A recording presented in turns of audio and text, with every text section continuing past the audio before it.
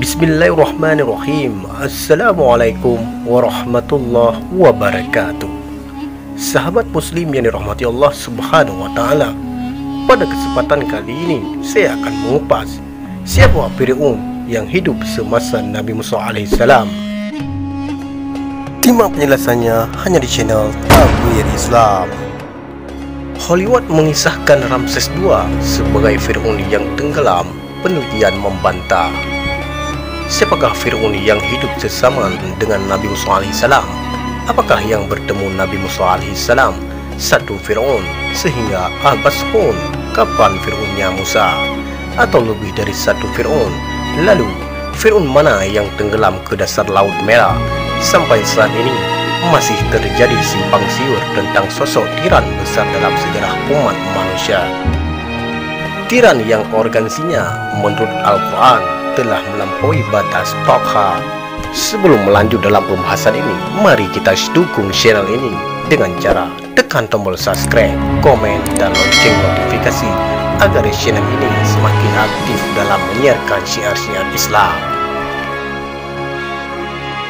Hollywood telah berulang kali membuat film tentang kisah yang berpuncak pada Eksodus Bani Israel dari Mesir tersebut. Film-film tersebut pada umumnya mengisahkan bahwa Nabi Musa alaihissalam bertemu lebih dari satu Fir'aun. Salah satu film terakhir bertajuk Eksodus God and Kings yang dirilis Desember 2014 oleh 20 tahun Century Fox.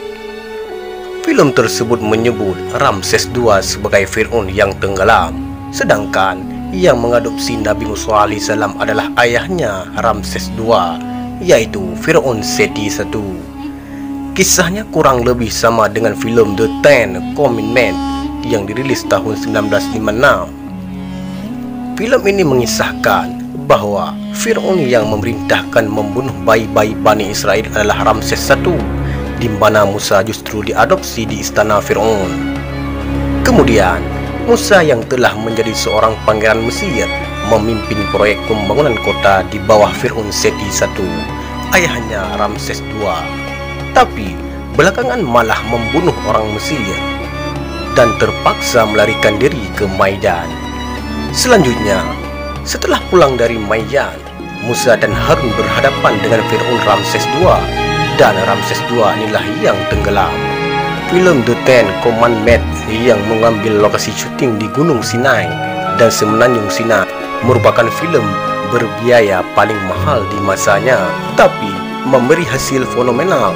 Selain meledak di pasaran, film ini juga diganjar sejumlah piala Oscar dan masuk rekor dunia Guinness sebagai film ke-7 paling sukses sepanjang masa. Fakta sejarah. Bagaimana faktanya?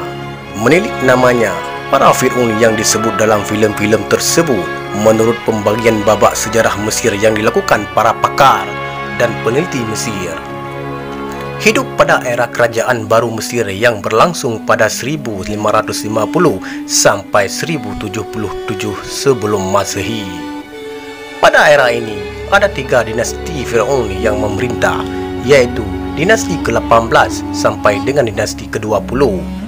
Era kerajaan Mesir baru adalah era kembalinya para Fir'aun beretnis Mesir ke tepuk kekuasaan setelah sebelumnya Mesir diperintah para Fir'aun Hyksos. Para sejarawan memperkirakan Bani Israel mulai berdatangan ke Mesir saat diperintah para Fir'aun Hyksos. Kaum Hyksos sendiri adalah imigran dari Asia Barat dan bahkan diduga beretnis Semit. Kitab suci menggambarkan bahwa kedatangan Bani Israel diawali Nabi Yusuf, yang kemudian disusul Nabi Yakub dan anak-anaknya. Bani Israel berada di Mesir sekitar 400 tahun. Peristiwa Nabi Musa terjadi pada masa dinasti ke-19 era kerajaan baru Mesir. Fir'aun pertama dinasti ini adalah Ramses I, disusul Seti I, Ramses II atau Ramses Agung, Meneptah, dan seterusnya. Lalu, apakah benar Ramses II adalah Fir'aun yang tenggelam sebagai diceritakan dalam film-film Hollywood? Ternyata sejarah menyangkalnya, sebab Ramses II yang memerintah pada 1279 sampai 1213 sebelum Masehi dan wafat 1213 dalam umur 90 tahun. Para ahli yang memeriksa bumi Ramses II mendapati bahawa yang bersangkutan memiliki radang sendi dan kemungkinan berjalan membungkuk dalam beberapa dekade terakhir hidupnya. Penyebab kematiannya pun bukan tenggelam, tapi diduga kerana infeksi pada bahagian mulutnya.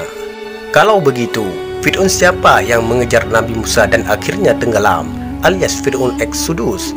Marcelle Bourgeois dalam bukunya Bible, Quran dan Sains Modern mengungkapkan para ahli berbeza pendapat. Ada yang menyebut Tutse II, Fir'aun keempat dinasti ke-18, Amenhotep II, Fir'aun ke-7 dinasti ke-18, Ramses II, Fir'aun ke-3 dinasti ke-19 dan Menatep Fir'aun keempat dinasti ke-19, semua dengan argumentasi masing-masing.